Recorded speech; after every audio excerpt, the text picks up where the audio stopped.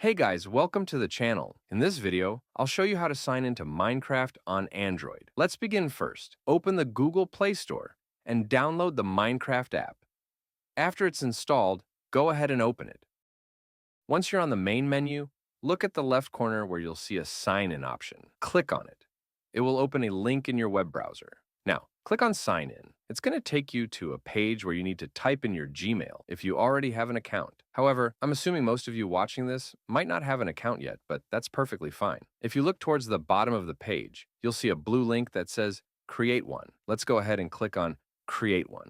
Now it's going to ask you to enter an email address. You can also use a phone number if you want, but I'll use an email for now. After that, it'll take you to a page where you need to enter your first and last name. You can put any name you want.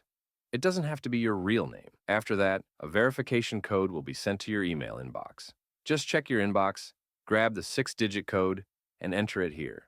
If you want to get emails about information, tips, and offers, you can check the box, but I'm going to leave it unchecked and click Next. Now it's going to ask you to solve a puzzle. This is just to make sure you're not a bot. Go ahead and solve the puzzle. It's super easy, and everyone might get a slightly different one.